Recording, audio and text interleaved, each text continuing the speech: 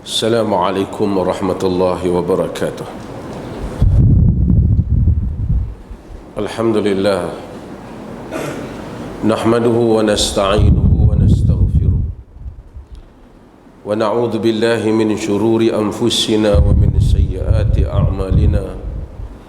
Man yahdihillahu fala mudilla lahu wa man yudlilhu fala hadiya lahu. Asyhadu an la ilaha illallah wahdahu la syarika lah, wa asyhadu anna Muhammadan abduhu wa rasuluh, amma ba'd. Hadirin dan hadirat yang dirahmati Allah, kita sambung berikutnya, bahagian berikutnya daripada hadis yang kita baca, dan hadis ini agak panjang. Kita berurai dua. Berikutnya Allah Subhanahu wa ta'ala menyebut dalam hadis ini, hadis qudsi ini, ya ibadi kullukum ja'i'un illa man at'amtu fastad'imuni ut'imkum. Wahai hamba-hambaku, kamu semua lapar kecuali sesiapa yang aku beri kepadanya makan, maka hendaklah kamu memohon makan kepadaku. Allah kata hamba dia ni semua lapar kecuali orang yang Allah bagi makan. Bila kita baca hadis ni, sebahagian kita mungkin terfikir orang yang Allah bagi rezeki makan kat dia, ada nasi, ada makanan, ada lauk, ada buah-buahan. Tapi maksud hadis ni dia lebih luas daripada itu. Dia merangkumilah orang yang tak boleh makan sekalipun ada makan. Kadang-kadang orang makanan ada di keliling dia, tapi dia tak mampu makan kerana dia sakit, ataupun kerana dia berpenyakit, ataupun kerana kalau dia makan mudarat lain akan kena kepadanya. Allah Azza wa Jal kata kamu semua lapar kecuali orang yang aku bagi makan. Maka setiap orang yang kita tengok makan pada hari ini adalah dengan kurnia Allah Azza wa Jalla semata-mata. Saya pergi ziarah tengok orang sakit, masuk ke hospital, tak boleh nak buang air besar, nak makan tak boleh, berapa hari tak boleh buang air besar. Derita dia sakit. Untuk membolehkan dia ke tandas itu, dia kena masuk hospital. Kosnya tak tahu, mungkin belah ribu lah kot.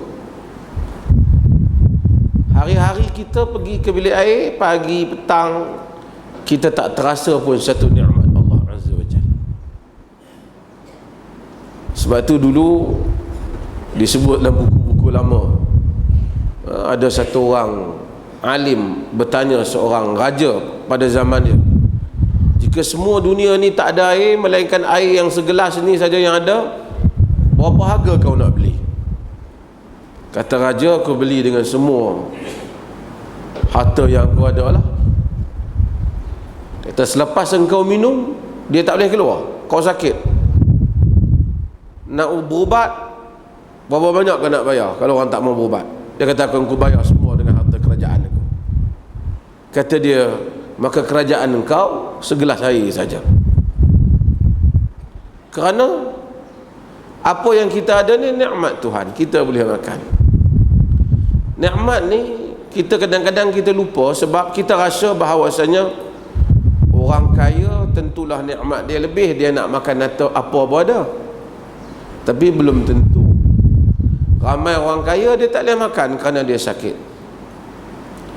ataupun mungkin dia boleh makan tapi Allah tidak menghadirkan nikmat makan itu pada lidahnya.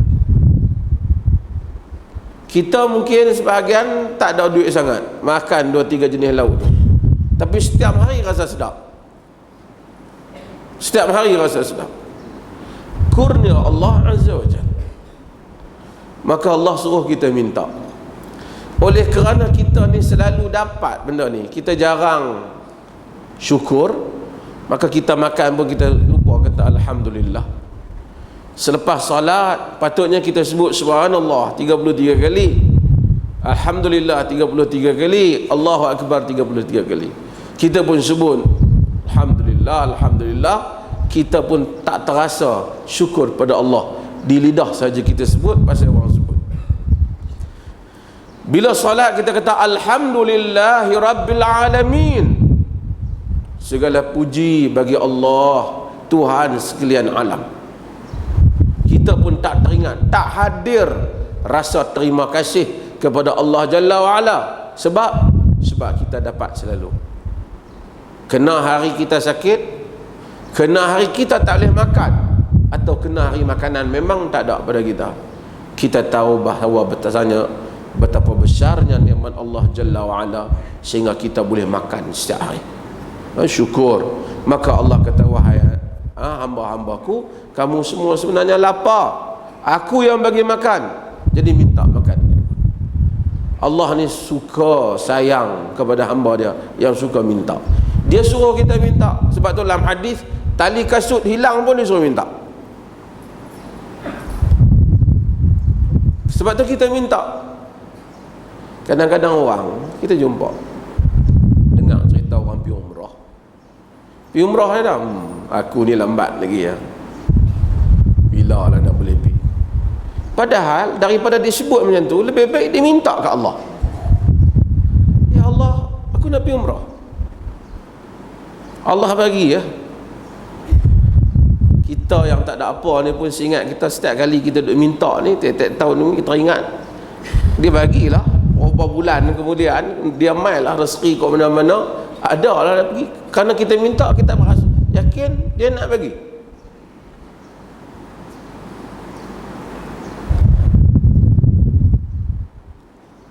Sebab tu minta lah kat dia. Ada orang dia rasa dia tak boleh buat. Semua yang perkara-perkara yang mustahil bagi dia. Tidak ada yang mustahil di sisi Allah Jalla wa'ala. Minta kat dia. Cuma oleh kerana kita yang tak dapat tu, bila kita minta, kita ni tak apa yakin Tuhan bagi tak bagi. Nikmat yang ada. Sebab tu Tuhan Al-Quran sebanyak mungkin suruh kita ni renung balik atas apa yang kita ada. Afara'aitumul ma'a alladhi tashrabun a antum anzaltumuhu minal muzni am nahnul munzilun. Takkah kamu tengok air yang kamu minum? Kamukah yang menurunkannya daripada hujan, ataupun kami yang menurunkannya daripada awan lagi pada langit? Lau nasya'u la ja'alnahu ujaja. Kalau kami mau, kami boleh jadikan air hujan tu masin. Falau la tashkurun, jika tidak kamu bersyukur. Air hujan yang kita minum ni daripada merata, ayak-ayak kat bawah ni naik ke atas.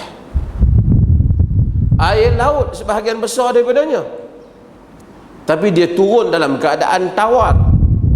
Kurnia Allah Jalla wa'ala. Kurnia Allah Jalla wa'ala. Sebab itu bila kita baca ayat-ayat Al-Quran dan hadis-hadis Nabi SAW, kita lihat tauhid. Balik kepada Allah. Apa yang pergi kepada Allah tak ada khurafat. Saya percaya benda ni boleh jadi, walaupun mustahil semua orang kata. Pasal apa? Pasal Allah ada. Kita sandar kat Allah, tak khurafat. Tapi kalau pergi sandar kat mulut buaya, kalau seluk mulut buaya boleh jadi itu ini, tak ada fakta saintifik yang boleh tolong kita, tak ada fakta ilmiah yang boleh tolong kita, yang tu nama dia khurafat, karut marut yang tak diterima oleh pemikiran waras agama. Kalau saintis kata dari segi perubatan, masuk tangan dalam mulut binatang apa ke, air dia tu boleh sembuh kulit kita, mungkin kalau ada fakta ilmiah. Tapi lepas tu basuh dia jadi macam ajaib, pegang benda lain jadi ajaib. Ini binatang tu sendiri jadi power. Ini dia akan pergi kepada masalah-masalah yang lain. Masalah-masalah yang lain. Banyak lagi binatang lain yang makan macam-macam Besok mulut singa pula, mulut harimau pula. Sebab tu agama dia larang khurafat. Apabila anak Nabi SAW Ibrahim meninggal, tiba-tiba berlaku gerhana. Orang kaitkan kerana anak Nabi meninggal berlaku gerhana. Nabi cepat-cepat potong benda tu, tak lagi. Kerana asyams wal qamar ayatan min ayatillah, kata Nabi.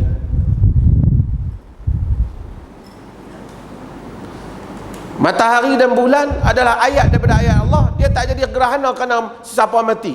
Ini kena kurnia Tuhan. Semua ini kerana kejadian alam yang mana ditetapkan oleh Tuhan. Agama datang basuh khurafat, buang khurafat dalam minda manusia. Ini din, ini agama, sehingga manusia bergantung kepada Allah Jalla wa'ala. Ya ibadi, kullukum arin illa man kasautuhu fastaksuni aksukum. Wahai hamba-hambaku, kamu semuanya arin ni telanjang, tak berpakaian. Illa man kasautuh, kecuali orang yang mana aku pakaikan dia. Fastaksuni aksukum, hendaklah kamu meminta supaya aku memakaikan kepada kamu pakaian kamu, nescaya aku akan pakaikan pada kamu pakaian. Kita ni kata Allah tak ada pakaian, bogel, aib. Hak boleh pakai ni kerana kurnia Tuhan. Allah bagi. Pak kita dulu duduk dalam syurga, Tok Wan ni dah. Adam dan Hawa duduk dalam syurga. Kerana dia terpengaruh dengan iblis, fa'azallahuma syaitan, syaitan gelincirkan kaki, gelincirkan mereka berdua. Salah dua-dua. Dia makan, macam kita kata dia makan pokok yang Tuhan larang. Jadi saya sebutlah, bila sebut jannah ni maksud apa? Kebun tutup, jin tertutup, banyaknya pokok-pokok. Tak tahulah banyak mana pokok dalam syurga ni, tak banyak lah. Dengan pokok dalam negeri Perlis ni banyak pokok syurga lah lagi, ratus ribu lebih lah. Tuhan larang hak satu pokok tu ya. Dia boleh makan nak pokok larang tu, banyak lagi pokok lain. Dia patah pergi makan pokok tu. Riwayat Israiliyat kata bila dia makan, dia telan. Israiliyat kata, ni bukan hadis, kononnya cerita, ni pun khurafat. Tahan kat rengkung dia jadi buah halqum, tahan kat dada wanita dia jadi buah dada. Ni semua tak benar lah. Orang dulu sukalah cerita macam tu kan. Tapi Allah Subhanahu wa taala kata, ya bani Adam, la yaftinannakumus syaitan. Wahai anak Adam, jangan kamu difitnah oleh syaitan. Kama akhraja abawaikum minal jannah, seperti mana syaitan itu telah mengeluarkan kedua ibu bapa kamu daripada syurga. Yanzi'u anhuma libasahuma, dia tarik keluar daripada mereka berdua pakaian mereka. Liyuriyahuma sawatihima, sehingga menampakkan aurat mereka berdua. Syaitan, benda yang dia buat masa dia bila Adam dan Hawa makan buah dalam syurga tu, Allah tanggalkan pakaian syurga daripada mereka. Malu mereka menyorok di balik pokok-pokok kerana malu, jadi aib. Tuhan tanggalkan pakaian syurga.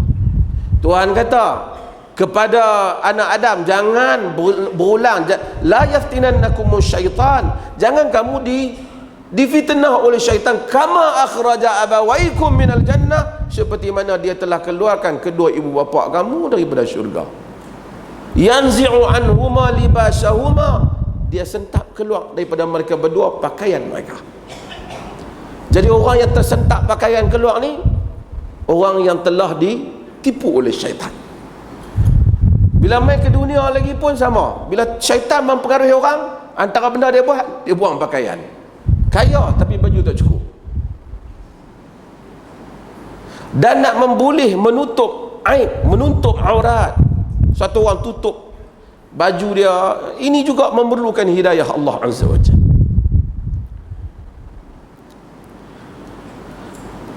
Kadang-kadang kita tengok ringan ni lah, tudung ni tak berat dah sangat, angkat pun, timbang pun tak ada. Tapi nak bohlang atas kepala ni bukan semua orang larat, dia berat nak angkat. Alhamdulillah. Tapi lama-lama dah jadi trend lah tudung. Ada tudung bawah, ikan temenu, ikan gelama, semua ni mai pula ni. Tudung apa jenis pula baru ni, nampak macam orang Eskimo, orang apa dah. Jadi passion. Saya bukanlah kata hak tak pakai tu tak baik langsung, tapi maksudnya Allah Azza wa Jal jadikan libas ini, pakaian ini perlambangan kepada datuk kita dalam syurga. Bila dia langgar janji Tuhan, perintah Tuhan, tertanggal pakaian dia. Dalam dunia pun manusia bila langgar titah perintah Tuhan, sering tertanggal pakaian dia dalam berbagai-bagai cara. Kerana Allah Ta'ala dalam hadis ni yang pertama sebut tentang hak awal kita baca minggu lepas, kullukum dhalun illa man hadaitu, semua kamu sesat melainkan orang yang aku bagi petunjuk pada dia. Hak tu makanan ruhani, makanan ruh, ghadatur ruh, makanan ruh. Lepas tu Tuhan suruh manusia ni makanan batin, makan. Hak ruh pun kena minta ke Allah. Hak makan, hak nyata, material yang kita makan ini, makanan jasad ni pun kena minta pada Allah. Pakaian pun kena minta tolong kepada Allah Ta'ala supaya Allah bagi kita pakai. Sebab tu ada doa pakai pakaian, syukur orang pakai, boleh mai pakai. Dan pakaian ni, agama ni dia ada nilai pakaian ni. Allah ni dia suka manusia ni, dia tak apa, dia bagi pakaian ni pakai elok. Qul man harrama zinatallah allati akhraja li'ibadihi wa tayyibati minar rizq. Katakanlah siapa yang berani mengharamkan perhiasan Allah dan rezeki-rezeki ada yang baik yang dia keluarkan pada hamba, dia pakai, nak pakai. Cuma dia ada peraturan pakaian yang kita pakai ni. Di samping tak boleh ambil hak orang, pakai hak kita. Pakai dia pun suruh pakai dia suruh pakai bagi nampak elok.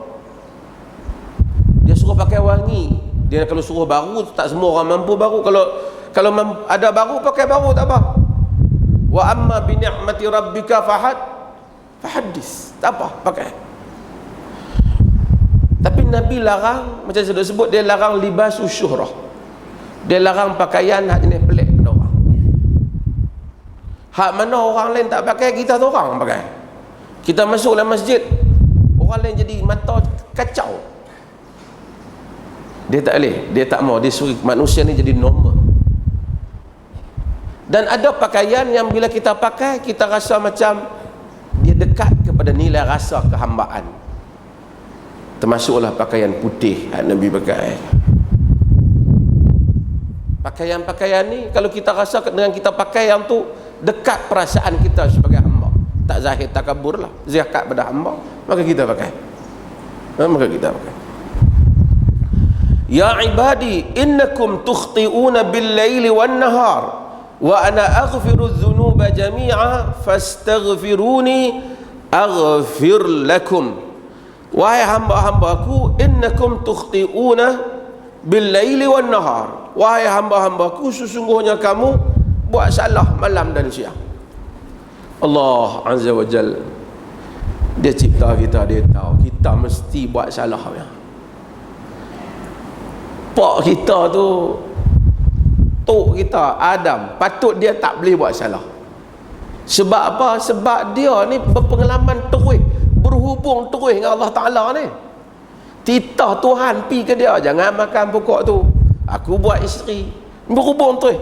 Dalam duk pesan, saya kena dalam duk pesan, punya banyak pokok dalam syurga, satu pokok tak bagi, satu pokok tu lah dia pergi.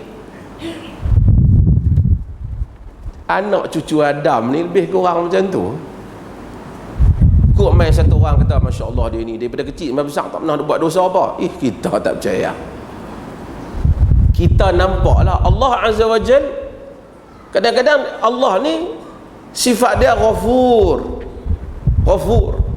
Ghafur ni dia pengampun. Ghafur, ghafara maksud tutup, taghtiyah, seter. Tuhan ni bukan saja dia ampun dosa kita, dia tutup dosa kita. Jadi kalau kita tak nampak lah, alhamdulillah orang tak nampak. Kalau tuan-tuan nampak dosa saya, tuan-tuan pun tak main kuliah. Tak ada siapa atas muka bumi ni yang tak ada dosa. Tapi Allah Azza wa Jal mengkehendaki husnuzan orang dengan kita. Maka orang pun tak nampak, dia tutup aib kita, orang tak nampak aib kita. Bolehlah kita berjalan, bercakap sepatah dua orang tu bercakap, kurnia Tuhan belaka. Sebab tu saya duk pesan 2-3 kali lah, hak meroboh lah. Saya tak cium-cium tangan ni tak payah lah. Cium tangan orang hebat-hebat. Pasal kita tahu diri kita. Tukhti'una bil lail wan nahar, buat salah siang dan malam. Kita akhirnya akan rasa na'udzubillah.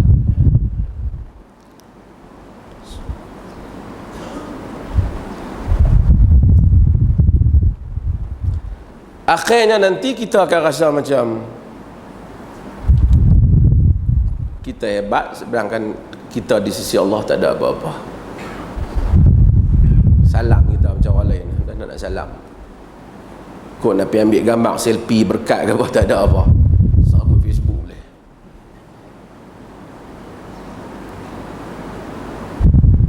Insan akhirnya antara dia dengan Allah Jalla wa'ala. Dalam hadis ni Allah Ta'ala kata, ya ibadi innakum tukhti'una bil laili wan nahar. Wahai hamba-hambaku, sesungguhnya kamu buat salah siang dan malam. Wa ana aghfiru dzunub, sedangkan aku ni pengampun dosa. Wa ana aghfiru dzunuba jami'an, sedangkan aku ni pengampun dosa semuanya. Fastaghfiruni aghfir lakum, minta ampun padaku, aku nak ampun kamu.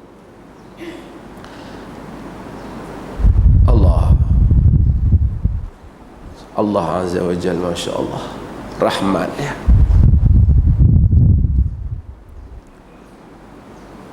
Kita buat salah, kalau Allah kata siapa minta ampun dia ampun, tapi dia jemput supaya kita pun ampun dengan dia. Dia kata main minta ampun, aku nak ampun. Tak adalah Tuhan yang maha penyayang. Sebab itu perkataan Ghaffar dalam Quran ada Ghafur, ada perkataan Ghaffar, Ghafur dan Ghaffar. Ghafur maksud Allah ni mengampun dosa-dosa yang besar. Ghaffar maksud dia mengampun dosa yang berulang-ulang. Kata Allah, Nabbi ibadi inni annal ghafurur rahim. Bagi tahu ke hamba-hambaku, sesungguhnya aku ini Al-Ghafur Ar-Rahim, Maha Ghafur, Maha Rahim. Faqultu astaghfir, Nabi Nuh kata kat kaumnya, faqultu astaghfiru rabbakum innahu kana ghaffara. Hak ni Ghaffar, tadi Ghafur. Aku berkata kepada kaumku, minta ampunlah kamu dengan Tuhan kamu, sesungguhnya dia Ghaffar. Walaupun kamu ulang dosa, dia nak maafkan kamu. Kaum Nabi Nuh lawan Nabi Nuh, lama lawan dia, tapi Nabi Nuh tetap bagi tahu Tuhan akan ampunkan kamu. Inilah agama yang tak pernah memadamkan semangat orang nak kembali kepada Tuhan. Allah kata suruh kita minta ampun pada dia, dan kita minta ampun pada dia. Kadang-kadang dia ulang Ghafurur Rahim, kadang-kadang dia ulang Al-Azizul Ghafur, Aziz maksud maha perkasa, maha kuat. Ghafur, maha ampun dosa yang besar.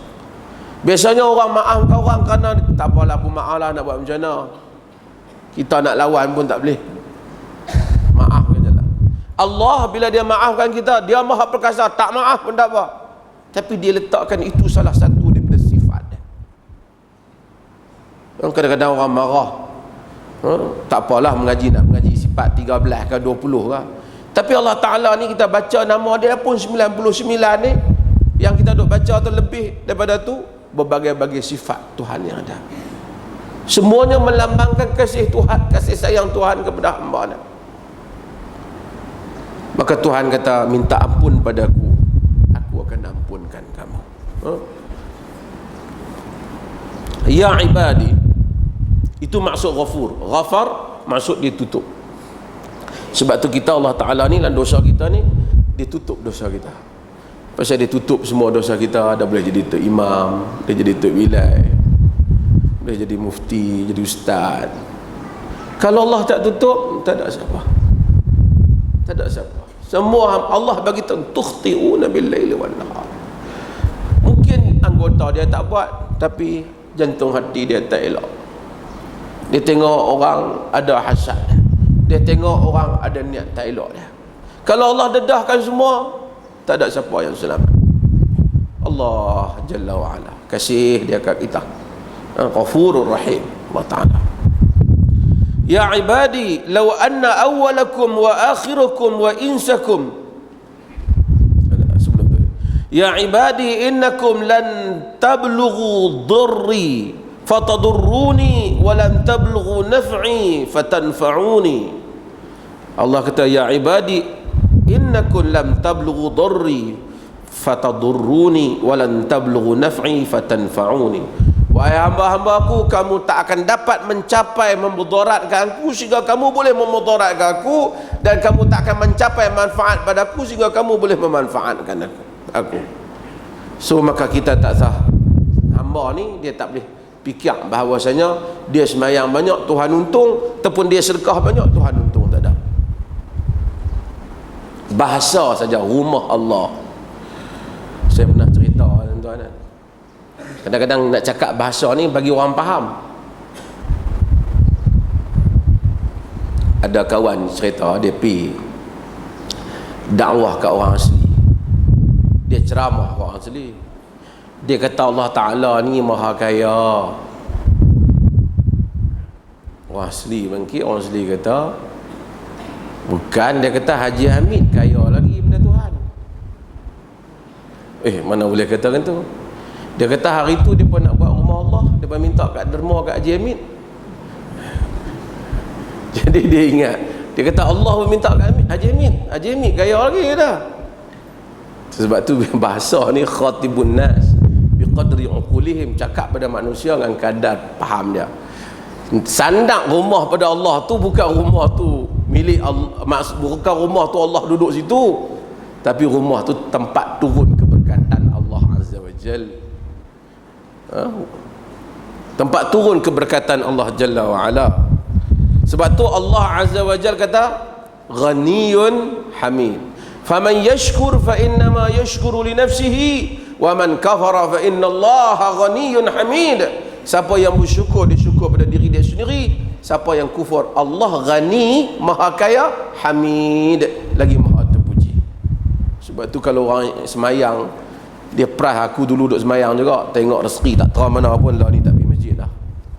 Dia rasa macam Tuhan rugi. Tak betul dah. Tuhan tak rugi apa. Yang rugi dia. Tuhan tak perlu dia. Kita yang memerlukan Tuhan.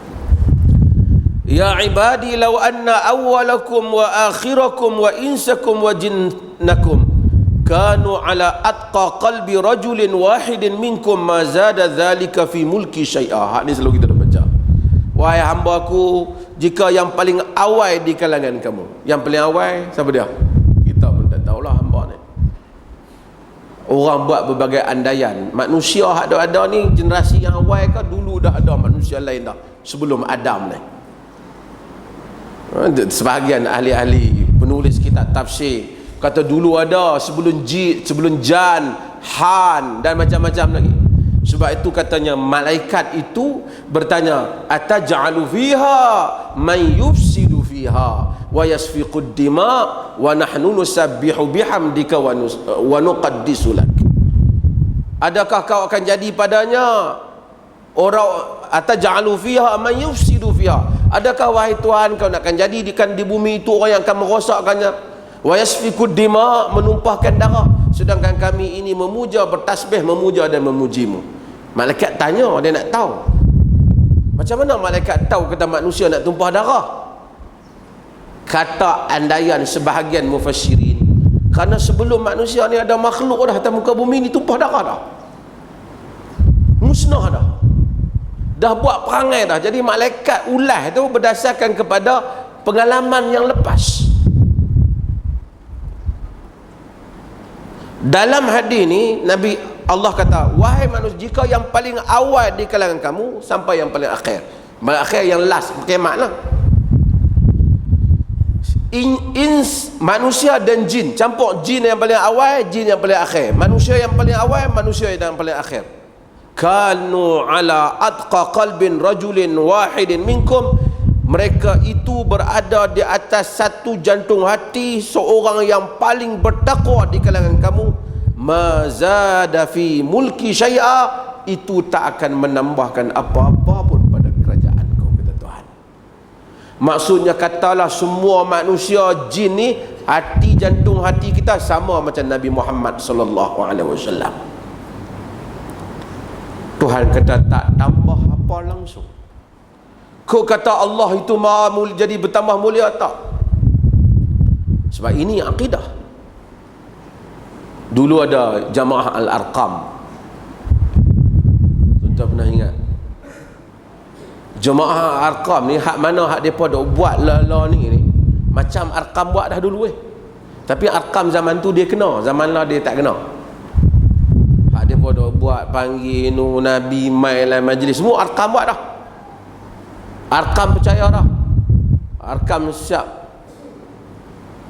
Masa saya duduk di Jordan, ada satu risalah, dia panggil risalah, dia keluar Arqam Malaysia ni, dia keluar, dia panggil risalah ke bumi Syam.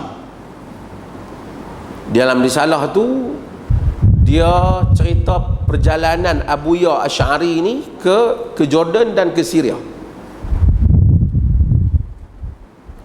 Salah satu ayat hak dia tulis di situ, dia kata Allah itu mulia, tapi Allah tak akan mulia tanpa Abu Ya. Oh, dahsyat dah. Pengikut ni tak tahu apa. Ada satu tok guru terkenal lah dalam Malaysia dia mengajar. Dalam satu video dia saya tengok, Allah tu tak berapa sangat, Nabi tu yang lebih.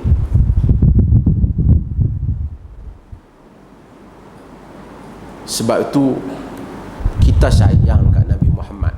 Takkan kita tak sayang? Karena kita sayang dia lah kita kata jangan beramal melainkan dengan amalan yang dia tunjuk saja, yang sunnah tunjuk saja. In kuntum tuhibbunallaha fattabi'uni, ikut Nabi. Kalau kamu cinta Allah, ikut Nabi. Tapi kita dalam masa yang sama kita larang apa yang Nabi larang. La tutruni kama ataratin nasara Isa bin Maryam. Jangan kamu melampau-lampau memuji aku macam mana berlakunya orang Kristian buat kepada Isa bin Maryam. Sebab tu kita tak sebut melainkan pada Rasulullah, melainkan apa yang Nabi sebut. Orang mari kepada Nabi, bima sya'allah wa bima syi'ta ya Rasulullah, dengan apa yang Allah dan engkau kendaki. Nabi kata qul bima sya'allah wahdah, katakanlah apa yang Allah saja kendaki. Aja'altani lillahi nidda, kau nak jadikan aku sekutu Allah Ta'ala. Sebab tu orang Islam bersih sentiasa ya Allah. Oh lah ni dia kata siapa hak tak mau panggil itu, dia tu akidah dia wasabi.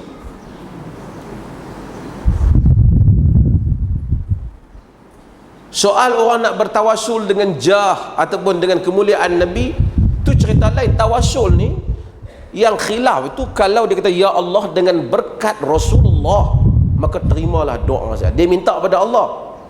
Dalam hadis Tirmizi itu, Allahumma inni atawassalu bika bi nabiyyika Muhammad. Ya Allah, aku bertawassul dengan kau dengan nabi kau Muhammad. Tapi dia tak minta kepada nabi, dia minta pada Allah. Ni pi minta kat kubur tu. Itu berbeza. Hak yang tu pun ada perbincangan di kalangan ulama yang masalah khilaf fiqih, khilaf fiqh dalam masalah itu. Sebahagian ulama melarangnya kerana bimbang takut dia pergi jadi macam lain. Tapi secara umumnya ramai di kalangan ulama tidak menganggap la ba'sa bih, tidak mengapa dengan kalau dia menyatakan dengan keberkatan Nabi. Tetapi bila dia pergi minta, wahai Rasulullah tolong saya, itu cerita lain. Yang tu bukan tawassul, dia panggil istighath. Dia minta kepada Nabi itu sendiri, dia minta kepada Abdul Qadir Jailani itu sendiri. Kalau dia kata dengan berkat fulan bin fulan, ini ada perbincangan dia, ini labas pada umumnya, tidak mengapa pada umumnya. Saya dulu buat contoh simple, Ali Tantawi buat contoh ta'rifu am bidinil Islam dalam buku dia. Satu orang sakit, dia pergi kat doktor, dia kata doktor saya sihat. Doktor pun ambil test dia lebih kurang bubuh sana sini, injek dia satu jarum ke apa, bagi ubat ke balik. Itu dia tadawi, dia berubat, tak apa. Sebulan kedua, 2 bulan kemudian mai semam pula dah. Tengok pasal apa hari ni, hari Selasa klinik tutup. Tengok orang sebelah tanya, cik ada apa cik, nak main klinik ah? Lah tutup pasal apa lah, tak dengar cerita doktor kita ni, inna lillahi wa inna ilaihi raji'un. Doktor kita mati dah. Kita dengar cerita lah. Kubur dia di mana? Kubur dia sekian-sekian. Kita pun pergi. Assalamualaikum doktor. Dia demam dah. Macam itu bulan lepas. Tolonglah ya. Bagi sihat sikit. Hak kali pertama tu harus, hak kali kedua haram. Pasal hak kali pertama dengan sebab musabab, yang mana Tuhan ciptakan untuk alam ni, doktor pun bukan dia bagi kuasa power dia ke apa, dia bagi injek, dia buat. Hak kali kedua dia dah mati, dia nak sembuh macam mana? Semua sebab musabab dalam alam ni dah tak ada dah. Ini hak Tuhan Jalla wa'ala. Syafi, wa idza maridtu fahuwa yashfi. Apabila aku sakit, dia yang menyembuhkan. Allah saja yang menyembuhkan. Yang kedua ni tak boleh. Supaya kita faham perbezaan dan hal-hal yang seperti ini. Ya ibadi law anna awwalakum wa akhirukum wa insakum wa jinnakum kanu ala afjari qalbi wahidin minkum ma naqatha dhalika min mulki syai'a. Wahai hamba-Ku, jika yang paling awal sehingga yang paling akhir, manusia dan jin semuanya di atas sejahat jantung hati di kalangan kamu, tidak mengurangkan itu sedikit pun daripada kerajaanku sedikit pun. Kalau semua hati perut macam dengan iblis lah, senang bahasa. Semua hati perut macam dengan iblis, Tuhan kata aku tak ada kurang apa. Kalau semua macam hati Nabi kita Muhammad sallallahu alaihi wasallam pun Allah tidak menambah kebesaran apa. Semua jadi hati macam iblis pun Allah tidak kurang apa-apa daripada kebesaran Allah Jalla wa'ala, kerana dia tak memerlukan hamba.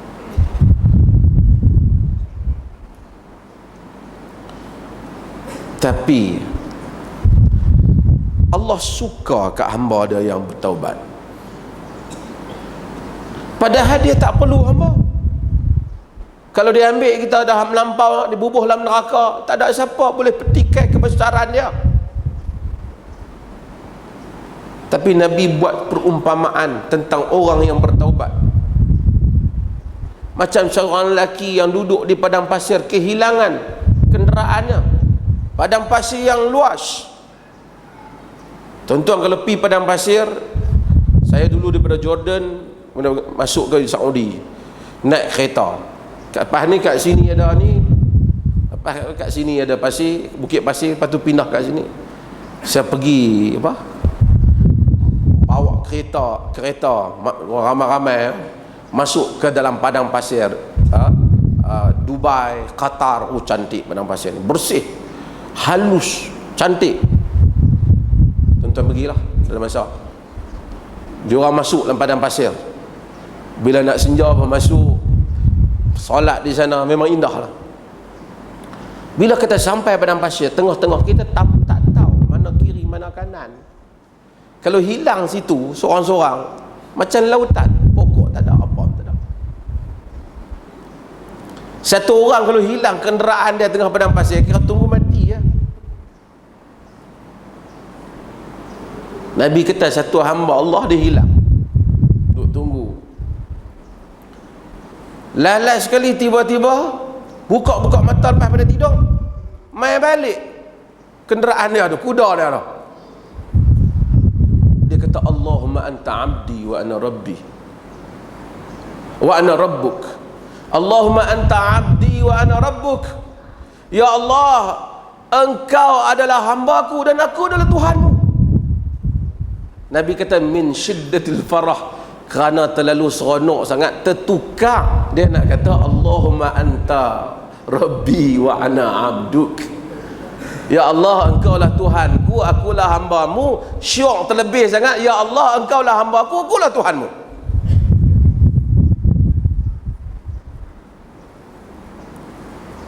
Nabi kata Allah lebih gembira dengan taubat hamba lebih pada dia ni tadi. Subhanallah.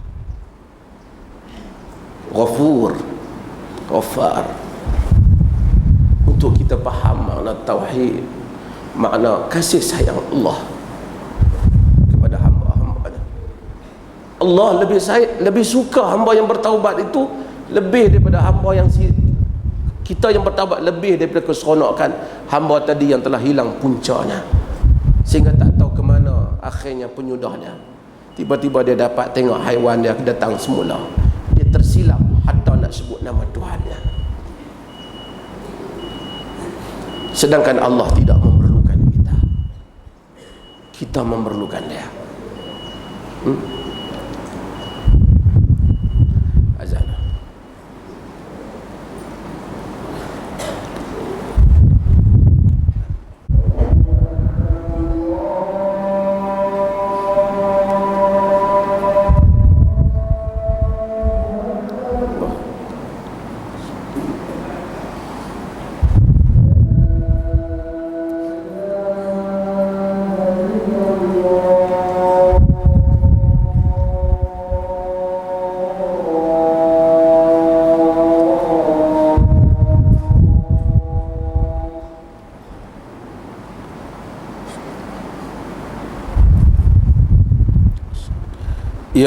Ya ibadi, law anna awwalakum wa akhirakum wa insakum wa jinnakum qamu fi sa'idin wahid fasaluni fa'atitu kulla wahidin min mas'alatihi ma naqasa dhalika mimma 'indi illa kama yanqusul miqyat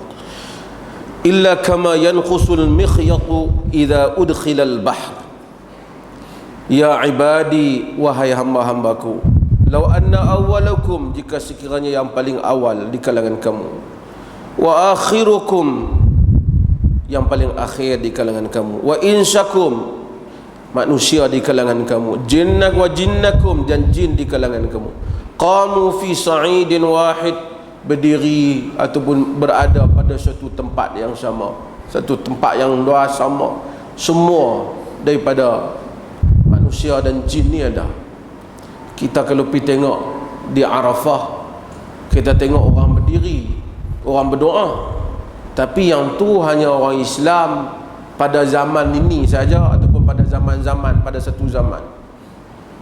Kalau kita tengok ada perhimpunan apa-apa, itu satu negeri.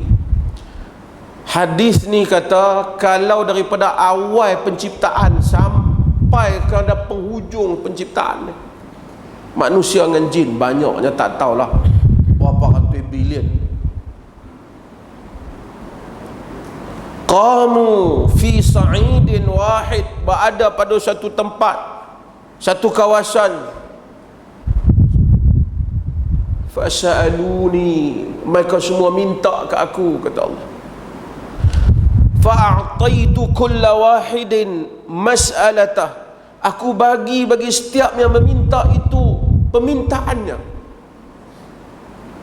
Ma naqasa dhalika mimma indi illa kama yankhusul mikhyatu idza udkhila al-bahr, tak mengurangkan apa-apa pun yang ada di sisiku, melainkan seperti kurangnya satu jarum yang dimasukkan ke dalam laut. Kita ambil jarum, kita masuk dalam laut, kita angkat balik, ada lekat di ujung jarum tu sedikit daripada air laut. Macam itulah kurangnya, kalau nak kurang pun, dibandingkan air laut itu yang merupakan kekayaan Allah Jalla wa'ala. Tuhan kata kalau semua minta dalam satu masa, tak kurang. Kalau hak banyak ni, hak ada ni, kalau suruh minta pun, kalau kos, kalau manusia, saya ingat beratus juta bilion macam-macam hasrat kalau kata boleh minta. Tuhan kata tak kurang. Semoga Allah tak mengharamkan bagi kita dalam jantung hati kita perasaan nak minta kat dia.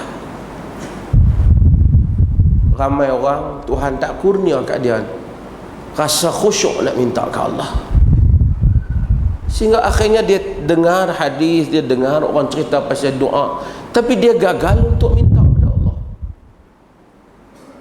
Dia gagal untuk bangun tengah malam minta, ya Allah tolong aku, ya Allah berilah rezeki padaku, ya Allah ampunlah aku. Bila dia minta, dia gagal untuk rasa bahawasanya Allah boleh menghadirkan apa yang semua orang sangka mustahil. Allah boleh memurniakan apa yang orang rasa tak mungkin kita peroleh. Bila Allah tidak berikan keyakinan terhadapnya, maka tidak hadir kemustajaban doa. Apabila kita doa dalam keadaan ud'ullah wa antum muqinuna bil ijabah, berdoalah kepada Allah dalam keadaan kamu yakin Allah terima doa kamu, maka ia kurnia yang besar. Sebab itu doa, yakin Allah terima.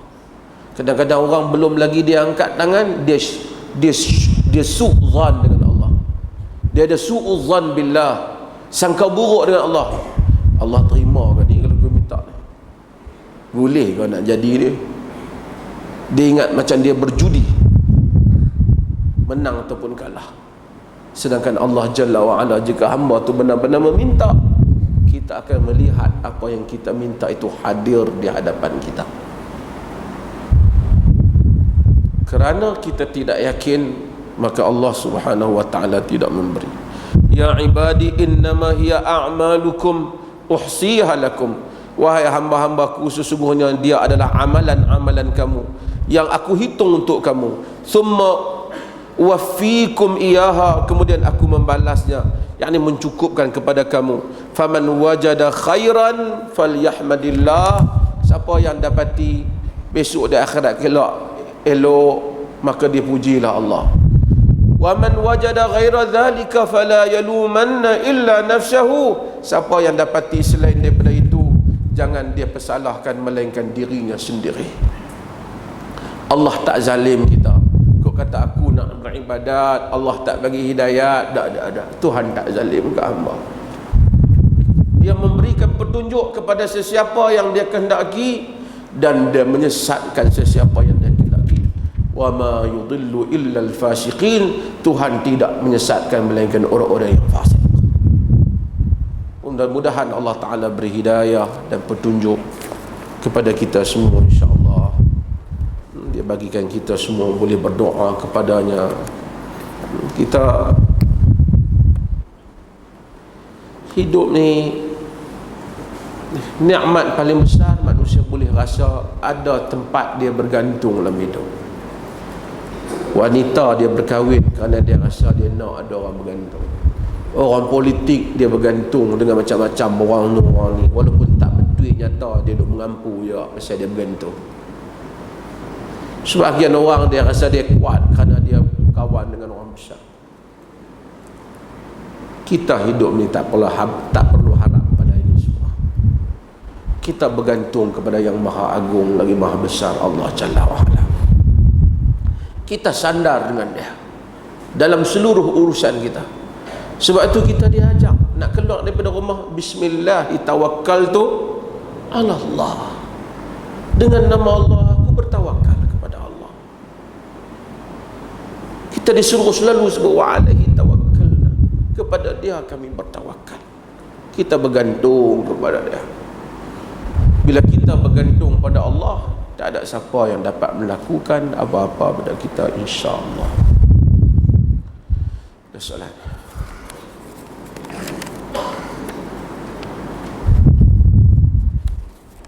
Adakah orang yang telah mati tahu jika ahli keluarga menziarahi kuburnya?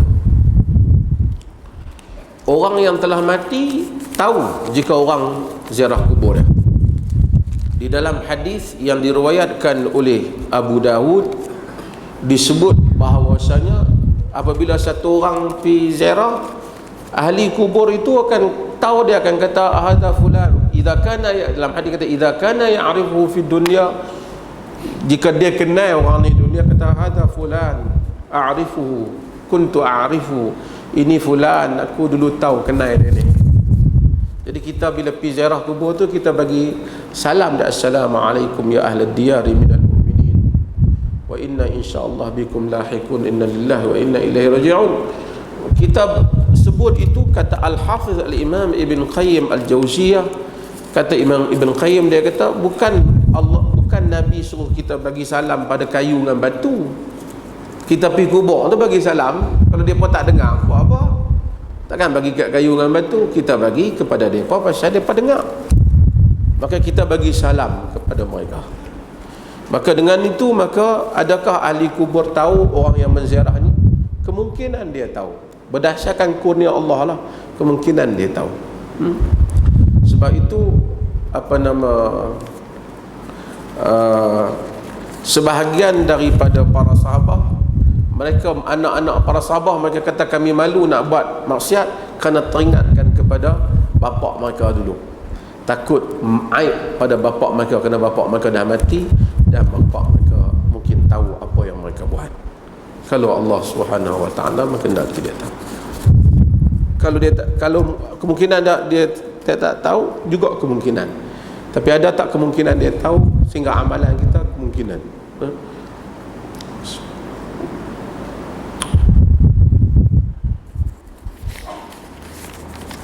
Jadi salam kita dia dengar tak? Dengar. Jadi bila kita pergi kubur bapa kita, ayah kita, kita dah assalamualaikum, maka dia dengar dan dia tahu anaknya menziarahinya.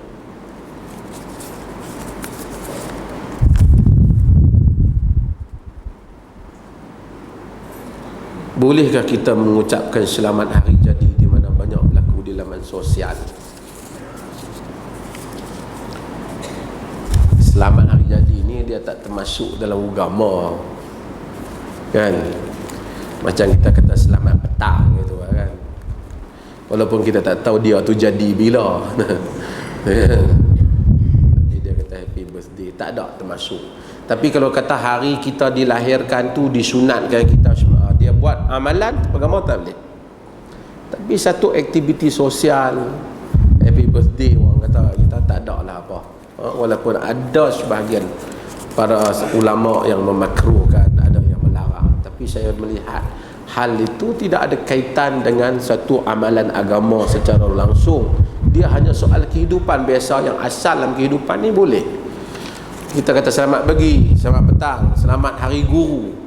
Dia tak ada apa-apa implikasi ibadat atau apa, saja satu perkataan. Tapi dia kata kalau hang pasang kek sengit macam tu, lilin sengit, nyawa tak panjang. Tu dia ada kepercayaan. Nak macam dengan mulut buaya tadi juga.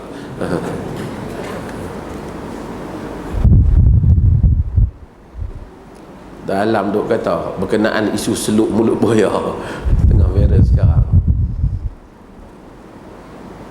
Kerajaan Pulau Pinang kata boleh.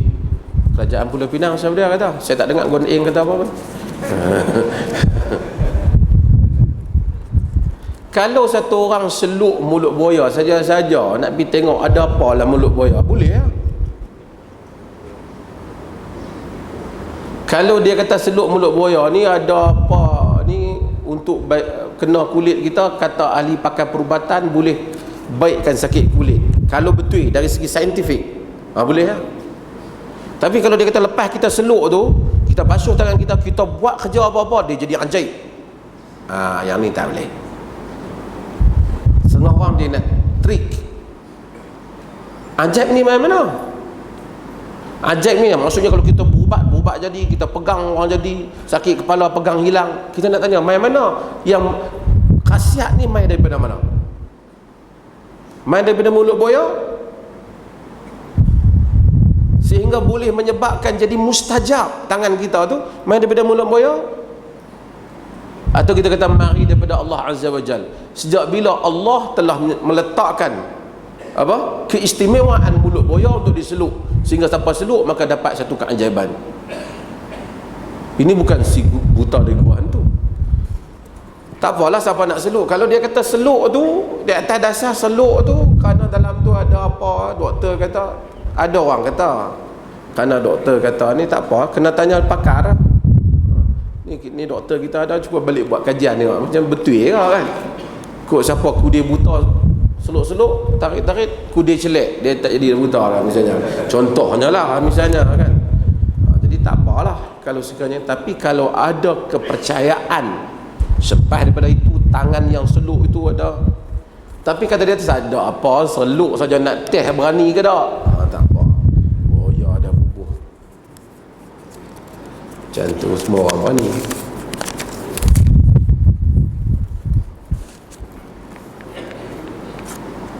Tuan-tuan pernah tengok krokodil hunter? Dia ada zoo dia di Brisbane, tempat buaya. Saya pergi lah. Saya tak tanya dia pasal dia mati kan. Dia tangan dia tu macam mana? Dia pasal dia duduk seluk banyak lah, tengok.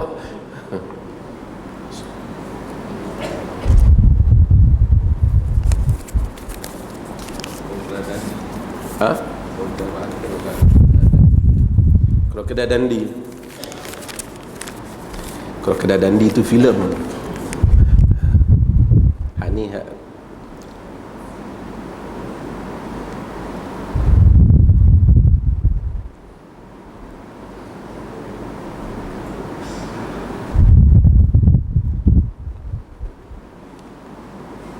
Saya nama sekian-sekian tinggal di Kangak, bekerja Sungai Petani. Saya berulang dengan komite, pergi pagi 6.05 sampai pukul 7. Saya pulang 7 malam dan sampai jam 8 malam. Rutin harian. Pada waktu subuh, jika wuduk saya batal, bolehkah saya solat subuh apabila sampai di stesen Sungai Petani? Jika sekiranya waktu tak keluar lagi, dia boleh lah.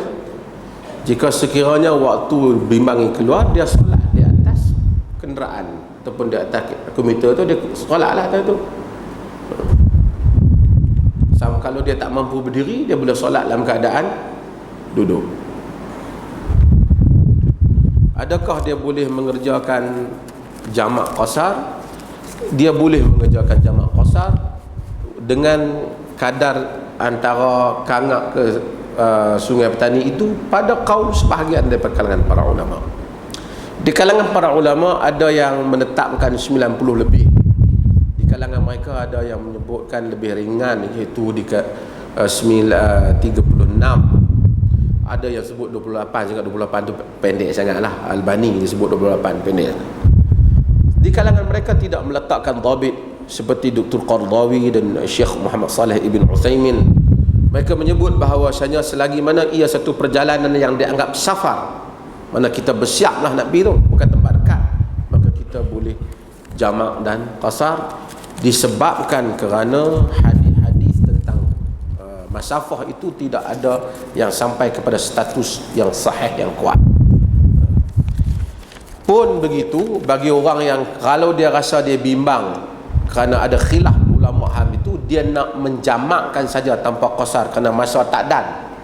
Jamak tak apa, kerana qasar membabitkan musafir. Jamak tidak semestinya musafir. Kalau kita terlalu sibuk, tak ada masa ruang untuk salat, kita boleh jamak, sama ada takdim ataupun takhir. Hukum pemakaian sarung kaki bagi wanita, bab ini khilaf. Adakah boleh saya ikut mazhab Hanafi dalam bab ini? Hal ini khilaf di kalangan para ulama. Majoriti para ulama menyatakan wanita kesemuanya aurat, melainkan muka dan al-wajhu wal kaffan, muka dan tapak tangan, muka dan tapak tangan. Adapun menyatakan muka wanita aurat seperti yang dipegang oleh sebahagian para ulama, ini adalah qaul yang dhaif, pendapat yang dhaif. Kerana banyak hadis menunjukkan Nabi SAW mengenali wanita yang bercakap itu. Sebahagian hadis meriwayatkan tentang cantiknya wanita itu. Wa kana imra'atan hasna, dia seorang wanita yang cantik. Ada wanita yang datang bertanya, sahabat tengok cantik. Fudail tengok lama semasa haji, tengok seorang wanita yang datang, imra'atun ghamidiyah, yang datang bertanya kepada Nabi SAW. Nabi pusing kepala Fudail. Anak sepupu dia tu duduk tengok lama, pusing. Abah kata saya pusing, Nabi kata tengok lama sangat. Menunjukkan wanita tu tak tutup muka. Kalau dia tutup muka, tentu dia tak boleh tengok. Dalam hadis yang diriwayatkan oleh Al-Imam At-Tirmizi, dalam hadis Bilal, apabila seorang wanita lalu, Nabi SAW bangun dan masuk, dan kemudian Nabi keluar dalam keadaan baginda basah. Kemudian Bilal kata, ya Rasulullah, akana syait, wahai Rasulullah, adakah telah berlaku sesuatu? Nabi kata, marrat bi fulana fa waqa'a fi qalbi syahwatun nisa kan, fa waqa'a ta'ala ba'da azwaji fa kadzalika fa'al. Aku tadi ada si fulan tu, si fulanah, perempuan tertentu lalu. Hadis tak sebut nama perempuan itu. Dia lalu, maka telah timbul dalam hatiku ialah syahwat kepada wanita. Nabi kata, lalu aku pun mendapatkan sebahagian pada isteriku. Dalam sebahagian riwayat disebut, kamu pun kena lakukan yang demikian. Maksudnya Nabi ajak, bila kita tengok satu wanita lalu timbul syahwat, kita datangi isteri kita. Dalam sebahagian riwayat, Nabi mendatangi Zainab. Mungkin orang kata, Nabi pun nafsu ada. Mesti ada nafsu lelaki. Yang masalah kalau lelaki tengok perempuan, aku tengok perempuan tak rasa apa. Itu masalah. Yang tu kita kena bawa pergi berubat lah, kan? Tapi kalau dia kata dia tengok perempuan, dia berkenan, dia normal lah. Dia normal. Kita jangan cuba against tabiat yang Allah telah jadikan. Kalau dia kata saya ni tengok perempuan apa pun tak rasa apa, dia pun tak boleh menikah lah. Jadi Nabi ni ajak, bila kita tengok perempuan, kita jangan segak, jangan tengok bini orang lupa bini kita, kan? Jadi kita tengok perempuan, kita dapatkan isteri kita. Nabi ajak dalam hadis tu. Ini normal. Sebab tu itu yang saya sebut, bila kita orang lelaki pun dia tengok orang segak, balik tengok di rumah pun dah segak. Kalau dia tengok di jalan segak, balik di rumah menakutkan. Jadi tak capai tujuan tu, kan? Tengok semua, tengok semua pakai semua cantik, balik rumah kembang rambut dia pun buka-buka, Allah, astagfirullahalazim, auzubillah. Jadi tak apa. Tapi hadis ni menunjukkan Nabi kenal muka tu. Dia istidlal, ya. Dia punya apa? Tempat istidlalnya muka tu Nabi kenal. Menunjukkan tak pakai berdah lah. Menunjukkan tak pakai berdah. Itu yang nak sebut. Dalam mazhab Hanafi, dia bagi kelonggaran kepada kaki lah, pergelangan kaki ke bawah ni, dia qadam, dia benarkan. Kerana dia kata benda ni susah, macam mana nak tutup? Zaman sekarang dah stokin lah, kita kata dulu macam mana, kan? Zaman itu. Ini pendapat dalam mazhab Hanafi. Ibnu Taimiyah rahimahullah, marah geng-geng tu. Ibnu Taimiyah rahimahullah, dia kata kalau orang perempuan semayang tak tutup kaki tak apa, boleh dimaafkan. Kerana kalau nak minta tutup kaki senantiasa jadi susah. Kerana nak tutup kaki, kita kena bayangkan perkataan ni pada zaman dulu, dia bukan ada stokin meri menjala kan. Tapi kalau kita fikir, kalau kita boleh bertanya balik Ibn Taymiyah, tapi Ibn Taymiyah di luar sembahyang dia macam lain-lain. Di luar sembahyang dia kena muka dengan tapak tangan, bahkan dalam qaul Hanbali dia tutup muka. Okey. Dalam kalau kita boleh bertanya Ibn Taymiyah, kita akan tanya, kalau dalam sembahyang susah, luar sembahyang lagi susah. Nak pergi berjalan, buat kerja. Pada zaman dulu, isteri, macam isteri Az-Zubair umpamanya, tolong angkat biji kurma dan seumpamanya suami dia di ladang, lagi susah. Ini sebahagian orang habaq kata, isteri sebenarnya tak wajib apa pun sebagai tanggungjawab isteri, melainkan hanya tidur. Masak suami kena, jaga anak suami kena, dan duk cakap dalam TV semua. Nyebabkan balik, so isteri tak buat apa, suami tak ada makan. Ustaz habaq lah, tak wajib apa, kira tidur lah. Kita kira tanggungjawab tak kata ni ya. Oh susah tu. Fatimah pun dia mengadu pada Nabi suruh dia subhanallah 33 kali, alhamdulillah 33 kali, Allah Akbar 33 kali, untuk meringankan kerja menggeser mengisar gandum. Jadi kalau ada orang, kalau orang tanya saya patut pakai stokin, saya tak patut. Tapi kalau saya tengok orang tak pakai stokin, saya andaikan dia mungkin pegang qaul Hanafi. Saya tak kata lah kafir, tak boleh itu ada satu hamba Allah, dia memang macam tu.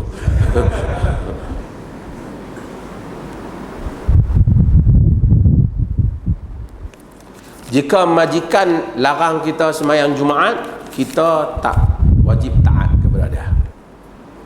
Tapi jika sekiranya, dan majikan berdosa, tapi jika majikan tu dia larang kita dan dia boleh pecat kita, dan kita tidak ada pekerjaan melainkan pekerjaan tu saja, jika kita tak kerja di situ, maka susahlah kita ni.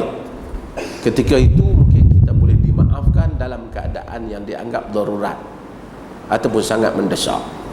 Tapi jika kita banyak lagi pekerjaan boleh buat saja, kita nak kerja situ, maka kita hendaklah cari pekerjaan yang lebih baik yang membolehkan kita menunaikan Jumaat. Kifiyat solat gerhana, besok ustaz ni teranglah sebelum sembahyang. Solat gerhana ni Nabi solat bagi setiap rakaat 2 rakaat. Allahu Akbar, Nabi takbir, Nabi baca Fatihah, baca surah yang panjang seperti surah yang Baqarah pada rakaat yang pertama, seperti hadis yang diriwayatkan oleh Bukhari, Muslim seumpama. Kemudian baginda sujud, baginda rokok yang agak panjang. Kemudian baginda sami Allahu liman hamidah. Kemudian baginda baca lagi sekali Fatihah, baca lagi surah. Kemudian baginda rokok lama, kemudian bangun seperti biasa. Kemudian bangun pada rakaat yang kedua pun macam tu juga, 2 kali rokok, dan insya-Allah esok imam kan. Ini semua sabit dalam hadis Nabi sallallahu alaihi wasallam.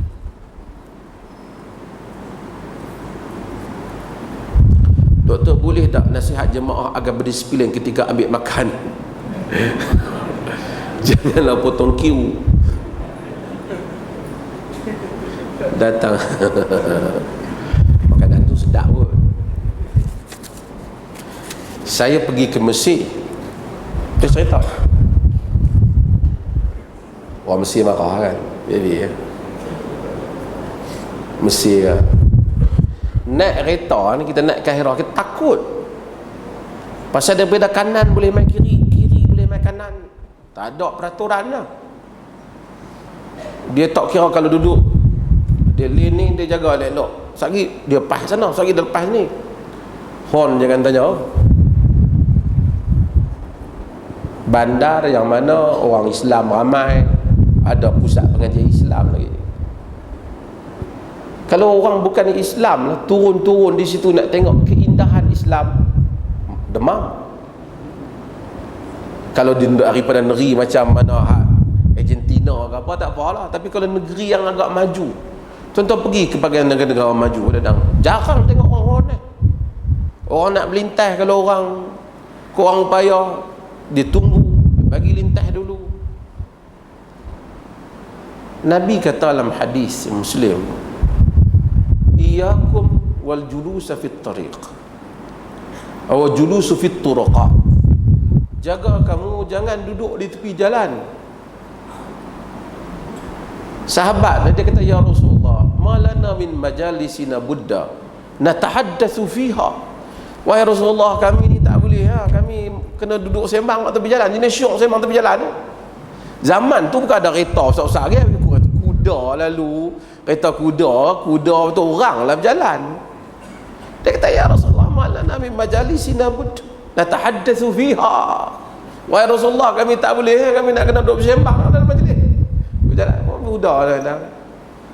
Nabi kata, in abaitum illal majlis fa'tu haqqat tariq, fa'tu tariqa haqqahu, fa'tu tariqa haqqahu. Nabi kata, jika kamu tak boleh, kamu nak duduk juga dalam majlis, kamu kena bagi hak kepada jalan. Apa hak jalan? Nabi kata, ghaddul basar, jaga mata, wa kafful azza, dan elakkan daripada menyakitkan orang lain. Kau duduk tepi jalan, duduk mengorat ke, duduk kereta, parking. Wal amru bil ma'ruf wan nahyi 'anil munkar, suruh yang ma'ruf, yang baik. Buat baik ni bukan sembahyang je, tengok hak baik-baik kita suruh. Dan mungkar, yang mana yang salah kita kena larang. Artinya kalau orang duduk tepi jalan lagi ramai lagi bagus, jadi selamat jalan. Perlih ni kuranglah sikit. Pergi belah Kuala Lumpur apa, time orang sembahyang Jumaat, parking ikut dah lah. Orang bukan Islam pun pening. Kalau orang Islam sembahyang Jumaat, depa kalau tak boleh keluar kau masa tu, jalan jadi sesak. Dia bimbang nanti dia tak sempat pergi sembahyang Jumaat. Kerana yang dia penting dia sembahyang lah. Dia ingat perintah Nabi ni, yang Nabi perintah jaga hak jalan lah. Ni kata agama yang bertamadun. Agama yang bertamadun ada hak. Jadi manusia bertamadun ni dia hidup secara bertamadun. Ada kita ni dalam hidup, tak apalah, bukan cerita hak makan tu, tapi nak ceritanya macam tu lah. Bila kita main majlis macam ni, kita parking jangan fikir kita je, orang lain pun nak main juga, baguslah, ahlan wa sahlan lah main mengaji. Tapi kita jangan parking kita lah. Parking tak kira belakang, yang penting aku main dulu. Kita kena ada hak kita.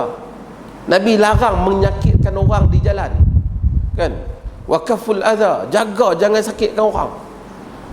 Agama ni tuan-tuan, 1400 tahun dulu ni JPJ pun tak ada. Nabi hafal dah peraturan duduk tepi jalan ni. Tu kata agama. Kalau agama tu yang kita buat, Islam tamadun. Tapi kadang-kadang dia parking, dia ikut dia petak macam tu, dia pergi parking tengah-tengah. Dia seorang ambil 2 petak, kan?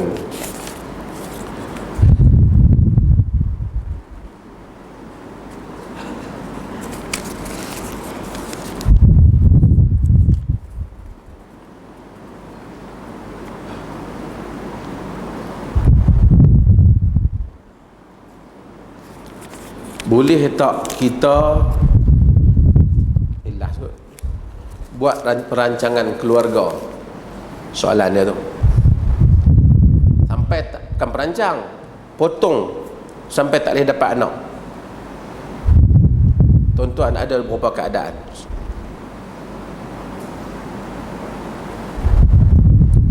Satu, kita rancang supaya tak dapat anak buat sementara waktu. Satu lagi, kita buat diri kita ni tak boleh dapat anak sampai bila-bila. Dua keadaan hak beza. Sementara waktu ni mungkin kita pakai berapa ke, yang mana tak balik tutup tengok. Dia pakai apa-apa untuk elakkan supaya mengandung. Di dalam hadis Jabir yang diriwayatkan oleh Imam Muslim dalam sahihnya, dia kata Jabir, kunna na'zal wal Qur'anu yanzal. Kami melakukan azal sedangkan Quran itu turun. Azal ni, lelaki ketika bersetubuh dengan isterinya, dia mencabut kemaluannya sebelum mani itu masuk ke dalam rahim wanita. Nak bagi sifat begitu, supaya nak mengelakkan daripada hamil. Dan dulu dia tak ada alat apa. Jadi inilah amalan yang dibuat oleh orang dulu supaya nak mengelakkan mengandung isteri tu. Kata Jabir, kami buat benda ni, Quran turun, Quran tak melarangnya. Maksudnya boleh lah. Maksud nak elak mengandung tu boleh. Cumanya sebahagian para ulama kata, oleh kerana persetubuhan adalah hak dua-dua belah pihak, suami dan isteri, maka suami tak boleh buat benda tu melainkan dia nak kena minta keizinan isteri, kerana dibimbangi isteri belum menikmati nikmat persetubuhan kepada kemuncaknya. Maka dengan itu soal wa'ashiruhunna bil ma'ruf, gaulilah mereka dengan cara yang ma'ruf, itu maksud. Ini hebat fuqaha Islam ni, bahas semua, tak payah pergi kursus tu. Okey. Tapi jika sekiranya lepas pada tu dia dapatlah anak, tak apalah, dia balik dia dapat anak. Tapi jika sekiranya dia tak mau dapat anak tu, kalau dia bimbang, nanti kalau anak mai rezeki tak cukup, saya ni pendapatan, ini tak boleh. Dia panggil khasyatul imlaq, bimbang kefakiran. Kerana kita kena tahu, nahnu narzuquhum wa iyyakum, kami yang memberikan rezeki pada anak-anak tu dan kepada kamu juga. Yang ni orang tak yakin kat Tuhan. Ada orang gaji dah 6,000, ada anak 2 orang, dia tahu 2 orang ngam-ngam, dalam duk celah-celah, duk outstation mai 3 orang, lama-lama mai 5 orang, gaji duk tambah banyak tu, kalau 6 orang cukup. Allah lah dia susah lah, tapi membesarlah budak-budak tu, boleh makan, pergi kerja apa semua. Kalau kita percaya pada Allah Jalla wa'ala, nahnu narzuquhum wa iyyakum, kami bagi rezeki pada mereka dan juga pada kamu. Cuma para ulama menyebut, kalau dia potong terus kerana dia tak mau zuriat, itu dia menyanggahi arahan Nabi SAW, kerana Nabi suruh kita memiliki zuriat. Kalau kita tak mau, misalnya duduk ngaji lagi, kalau ada anak masa ni payah nak periksa apa semua, mengandung apa payah, ataupun payah sekali duduk luar negara, nak bawa balik, nak kena buat urusan pasport lah apa, di atas kita, bukan kerana takut rezeki dibenarkan, di atas hadis Jabir tadi. Wallahu a'lam. Lah banyak sekali tanya ni, hak mana panjang saya tak jawab lagi, tanya pula minggu depan. Sifat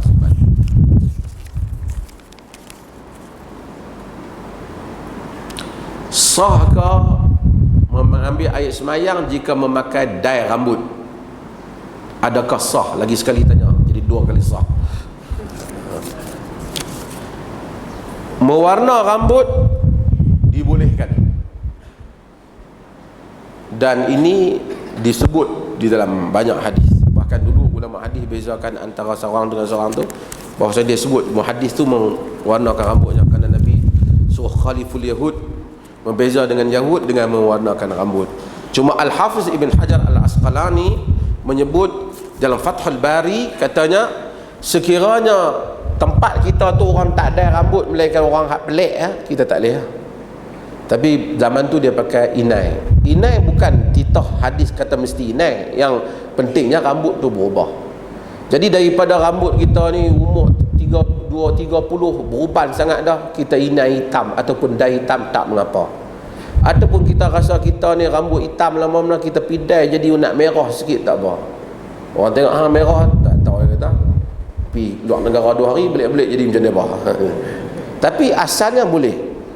Cumanya di atas dasar larangan libasus syuhrah, pelik pada orang tu, tiba-tiba kita pidai biru. Macam mana biru ni? Yang ni orang nampak macam orang pelik sikit, perangai macam tak elok, dilarang.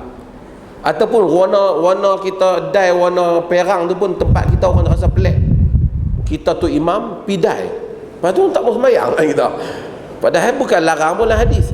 Kata kalau macam tu dia tak ada dai lah, pasal kaum dia tak biasa. Pasal benda tu benda kehidupan harian saja. Kaum dia tak bisa. Asalnya boleh. Wanita bolehlah, kerana wanita tak timbul masalah kalau dia die, dia duduk bawah, terutama untuk suami dia. Suami dia kata cuba pergi blonde sikit misalnya kan. Untuk tengok orang blonde macam cantik ya kan, dia pun blonde kan. Dapatlah pahala. Boleh sah lah ambil wuduk, sah. Tapi kalau dia die, rambut dia jadi macam apa? Predator tu. Jadi sampai seketui itu bunyi keting-keting tu, yang tu tak sah lah. Tapi tak ada lah dye macam tu, kita jangan berlebihan sangat. Dye ni dia warna, dia tukar warna saja, boleh. Jadi kita pun boleh suruh isteri kita warnakan rambut lah kalau dia mau lah kan. Tak biarlah abang korang, aku dah suruh dah malam tadi kan. Boleh wanita dyekan rambut untuk suami dia. Suami dia balik-balik tengok, nampak lain lah. Kita tak jadi. Misalnya kan, dia tengok, itu pun kadang-kadang bagus juga, dia menimbulkan satu suasana lah. Agama ni sebenarnya, Nabi kata dalam hadis riwayat Imam Ahmad, dia pemain tau, main tarian dalam masjid. Nabi kata likai ta'lamal yahud inni bu'istu bil hanifiyati samhah, supaya orang Yahudi tahu aku ni dibangkitkan dengan satu agama yang lurus dan sangat pemaaf. Jadi bila ada orang duk main tarian dalam masjid, tarian pedang tu, tarian lebih tu, setengah orang mungkin rasa tak selesa, apa lah. Nabi kata tak apalah, agama ni luas. Ada orang tak minat, tak usah. Ada orang minat, dia boleh buat. Agama luas, selagi mana tak langgar benda-benda yang Tuhan haramkan. Suami dia kata aku suka yang ori, tak payahlah kan? Suami dia kata aku nak rambut jadi macam uban dengan sikit kan, dia buat. Boleh tak? Agama kata boleh. Kita mungkin seorang tak suka, pasang suami isteri, bukan saya suruh, duduk tiba-tiba dalam rumah menyanyi, boleh tak? Macam saya kata juga, boleh. Ada orang kata, hai jangan dok menyanyi, baca Quran sudah. Tak apalah baca Quran kalau dia setakat tu. Ada orang agama ni dia ada luas, sampai satu tahap dia tak boleh lintah, banyak tu dia. Ada orang tak mau ambil lebih. Kita tengok imam-imam yang 4. Imam Malik, woi serban dia mahal, segak. Dikatakan dia beli sampai berapa ratus dinar serban Imam Malik. Dia kata, Imam Malik kata tak patutlah yang bagi li rajul an yakhruja ila li'alimin an yakhruja ila qaumihi illa an yatazayyan. Tak patut satu orang tu keluar pada kaum dia melainkan dia hias diri dia, nampak segak, nampak kan. Imam Ahmad dia tak ambil jalan Imam Malik. Imam Malik halal semua. Imam Syafi'i masa dia pergi rumah Muhammad Hasan Syaibani dalam sebagian riwayat, dia tengok Muhammad Hasan Syaibani dia elok, dia sedih, dia teringat orang Madinah susah. Muhammad Hasan Syaibani kata yang hang tengok ni semua bayar zakat biar. Imam Ahmad dikatakan kasut di kaki dia tu tak bertukar 17 tahun dah. Seorang yang zuhud, dia pun ada kitab tentang zuhud. Orang yang zuhud tak ambil melainkan sedikit. Imam Nawawi tak makan hatta buah-buah yang gugur di jalan di Damsyik, takut kena wakaf yang mana dia tidak ada hak. Ada orang ambil yang halal yang ada pada dia. Ada sahabat kaya seperti Abdul Rahman bin Auf, ada sahabat susah hidupnya seperti Abu Dzar Al-Ghifari. Yang penting siapa yang nak luaskan, hendaklah luaskan di dalam lingkungan yang halal, hak dia, tak ambil hak orang, halal. Tapi ada orang dia boleh ambil besar, tapi dia ambil sikit sebab dia zuhud, kerana dia rasa itu lebih mendekatkan dia daripada Allah Ta'ala. Dia tak mau besok macam Salman Al-Farisi, bila dia nak meninggal dia menangis. Wa ma yubkika ya Salman, apa yang menangis menyebabkan kau? Dia kata teringat Nabi SAW. Nabi kata kun fid dunya, hendaklah kamu jadi di dunia kazadir rakib, seperti orang yang membawa bekalan saja. Jadi aku ni tengok bekalan aku dah lebih dalam dunia. Ada sahabat menangis seperti Abu Ubaidah kerana tengok di depan rumah dia ada 2 ekor kuda. Nabi dulu sekor. Ada sahabat kaya, tapi dia tunaikan hak dia. Semua kita akan jawab dengan Tuhan, dengan kadar diri kita. Siapa nak ambil lebih, dia kena sediakan jawapan dia dengan Tuhan. Siapa nak ambil kurang, maka banyaklah soalan hak Tuhan tak tanya kat dia. Pasal dia ambil kurang, dia tak ambil lebih pada hak dia.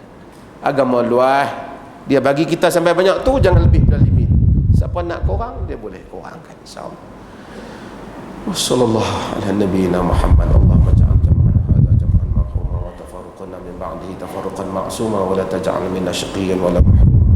Subhanakallah bihamdika asyhadu an la ilaha illa anta astaghfiruka